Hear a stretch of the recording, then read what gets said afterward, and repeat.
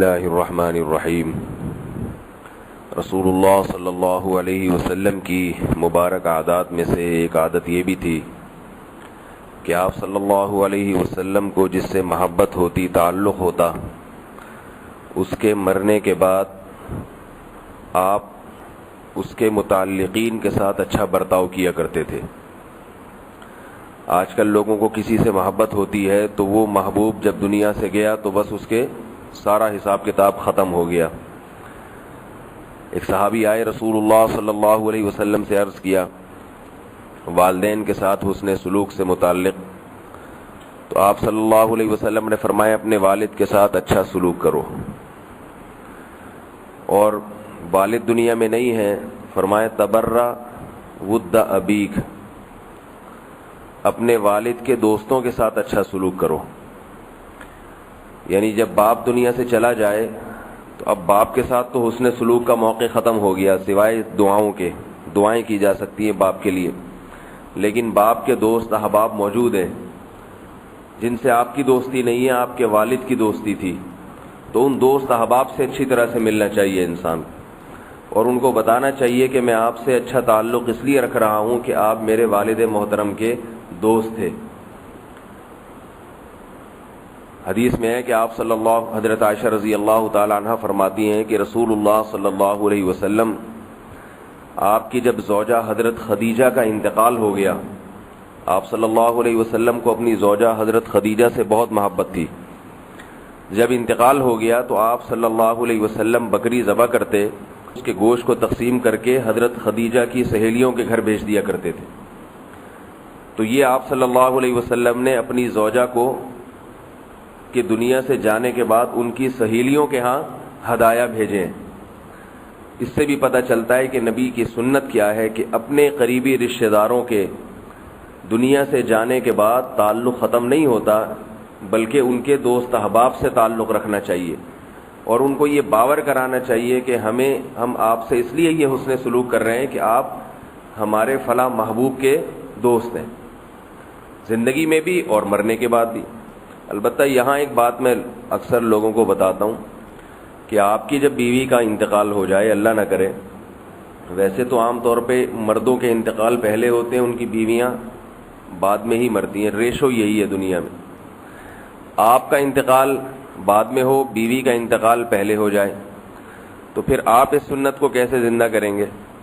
تو بہتر یہی ہے کہ آپ بیوی کی سہیلیوں سے فری ہونے کی کوشش نہ کریں، کیونکہ جب آپ یہ حدیث سنیں گے کہ نبی صلی اللہ علیہ وسلم حضرت خدیجہ کی سہیلیوں کے ہاں ہدایہ بھیجا کرتے تھے، آپ بھی کیا کر رہے ہیں؟ بیوی کے مرنے کے بعد اس کی سہیلیوں کے ہاں ہدایہ بھیج رہے ہیں۔ تو یہ دور ہے فتنہ اور فساد کا، اس میں شہوت پرستی کا غلبہ ہے، دوسرا بھی غلط مطلب سمجھے گا، اور آپ کے دل میں بھی ضروری نہیں کہ صاف رہے، دل میں بھی الٹے سیدھے خیالات آنا شروع ہو جائیں گے۔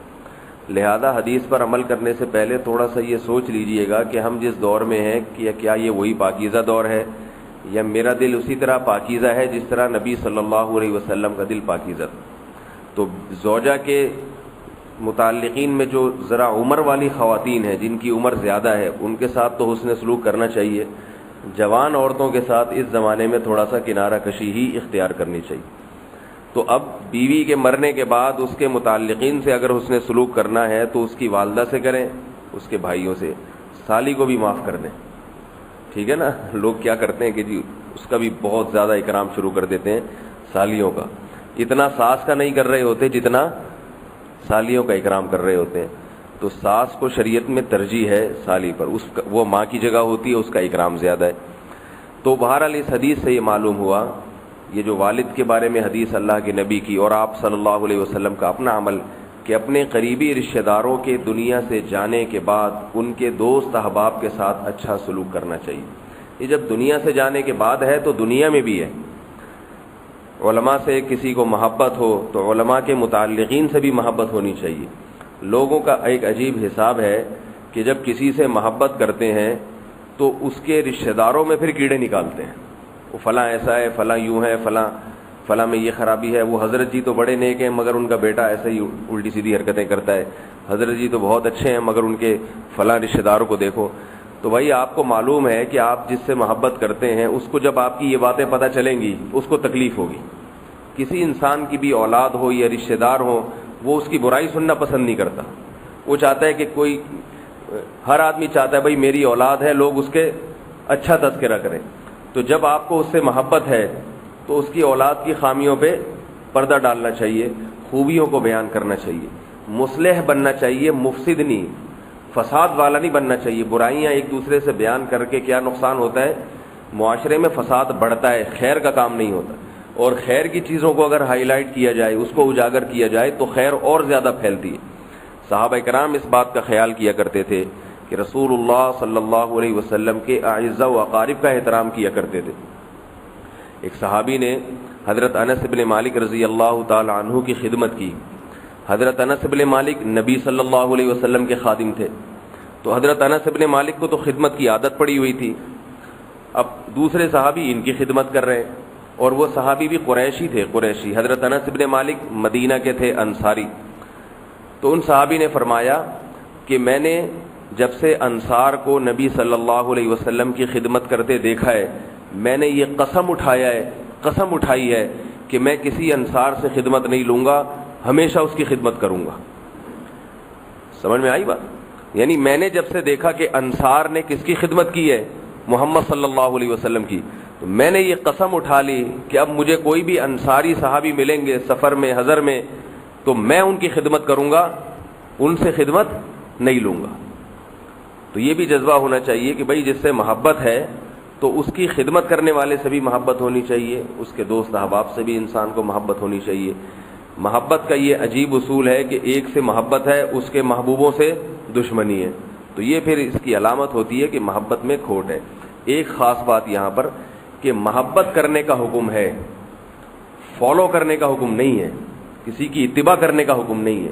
غلو بھی یہ ہوتا ہے کہ پیر صاحب سے محبت ہے، ان کے بیٹے سے بھی ہونی چاہیے، مگر بیٹے کی اتباع کی اجازت نہیں اگر وہ غلط راستے پر چل رہا ہے. لوگ کیا کرتے ہیں، چونکہ ہمارے پیر صاحب آب زمزم میں دھلے ہوئے ہیں اور ان کے بیٹے بھی بہت نیک تھے اور پیر صاحب ان سے بڑی محبت کرتے ہیں، لہذا یہ بیٹا جو بھی کہے گا وہ پتھر پہ لکیر ہے، ہم اس کی بھی اتباع کریں گے. یہ پھر شخصیت پرستی ہے، اس کی اجازت. پیر صاحب کی اتباع کی اجازت نہیں ہے، اگر وہ شریعت کے خلاف چلیں تو ان کے بیٹے کی اتباع کی اجازت کہاں سے ہوگی؟ سمجھ میں آ رہی ہے بات؟ اسی طرح کسی عالم سے آپ کو محبت ہے تو اس کی اولاد سے بھی محبت کریں، لیکن اس کی اتباع نہیں کر سکتے اس کی اولاد کی اگر وہ سیدھے راستے پہ نہیں چل رہی. لوگ کیا کرتے ہیں، یا تو نفرت یا عقیدت میں غلو. عقیدت میں غلو کا کیا مطلب ہے کہ اب اس کے قریبی رشتہ دار جو بھی الٹا سیدھا کام کریں اس پہ شریعت کا لیبل لگا دیا جاتا ہے کہ بھئی یہ تو چونکہ پیر صاحب کے خاندان کے ہیں یا ان کے باپ ہیں یا ان کے بیٹے ہیں، بس یہ جو کہیں گے وہ صحیح ہے. ایسا نہیں ہے. وَاتَّبِعْ سَبِيلَ مَنْ أَنَابَ إِلَيَّ، قرآن نے محبت اور خدمت کے اصول الگ بیان کیے ہیں اور اتباع کے اصول الگ بیان کیے. ایک آیت بس پڑھ کے بات ختم کرتا ہوں. کیسی جامع آیت ہے. فرمایا قرآن مجید نے کہ وَصَاحِبْهُمَا فِي الدُّنْيَا مَعْرُوفًا، والدین سے محبت کرو، دنیا میں ان کے ساتھ حسن سلوک کرو. والدین سے زیادہ تو کسی سے محبت کا حکم نہیں ہے نا. سب سے زیادہ حکم کیا ہے کہ اپنے والدین کا اکرام، ان کی عزت، ان کے ساتھ محبت. تبھی کوئی شخص اپنے والدین کے خلاف غیبت اگر کرتا ہے، چاہے وہ برائی ان والدین میں ہو، یہ بڑا مجرم ہے. اتنا بڑا حق بیان کیا. آپ صلی اللہ علیہ وسلم نے فرمایا اپنے والدین کو گالی مت دو. صحابہ نے کہا یا رسول اللہ یہ کیسے ہو سکتا ہے؟ فرمایا کسی اور کے والدین کو برا نہ کہو ورنہ وہ جواب میں تمہارے والدین کو برا کہے گا. یعنی ایسا سبب بھی نہ بنو. تو اتنی عزت، اتنا اکرام. مگر آگے فرمایا وَاتَّبِعْ سَبِيلَ مَنْ أَنَابَ إِلَيْهِ، راستہ اس کا اختیار کرنا ہے جو شریعت پہ چل رہا ہے. تو ماں باپ سے محبت، عزت، اکرام، عقیدت، چاہے وہ دین پہ نہ بھی ہوں، سب کچھ، مگر ان کے راستے پہ نہیں چلنا. تو جب ماں باپ کے راستے پہ نہیں چلنے کی اجازت ہے تو پیر صاحب کے بیٹے کے راستے پہ چلنے کی کہاں سے اجازت ہو گئی؟ سمجھ رہے ہیں؟ اور خود پیر صاحب کے راستے پہ چلنے کی کہاں سے اجازت ہو گئی اگر وہ کسی بات میں شریعت کے خلاف جا رہے ہیں؟ تو اس لیے اصل ہے اللہ، اس کے رسول کا راستہ. باقی چیزیں یعنی فالو کرنے میں، اتباع کرنے میں شریعت کے راستے پہ چلا جائے گا اور اس شخص کے پیچھے چلا جائے گا جو شریعت پہ چل رہا ہے. ہاں عقیدت، محبت ایسے شخص سے بھی کی جا سکتی ہے جس کی جو شریعت پہ نہ چل رہا ہو بلکہ وہ کسی سے تعلق کی بنیاد پر، جیسے والدین شریعت پہ نہیں چل رہے مگر پھر بھی عقیدت ان سے جائز ہے، محبت ان سے جائز ہے، اسی طرح والدین کے رشتہ دار ہیں جو شریعت پہ نہیں چل رہے پھر بھی اس لیے ان سے تعلق کہ یہ ہمارے والدین کے رشتہ دار ہیں اور ہمارے والدین کے قریبی ان سے تعلقات تھے، اس بنیاد پر تو فالو کرنے کی اجازت نہیں ہے، اتباع کرنے کی اجازت نہیں ہے، اتباع صرف ان لوگوں کی جائے گی جو شریعت پہ چل رہے ہیں۔ اللہ تعالیٰ رسول اللہ صلی اللہ علیہ وسلم کی سعادت اور سنت کو بھی اختیار کرنے کی توفیق عطا فرمائے۔ وما علینا۔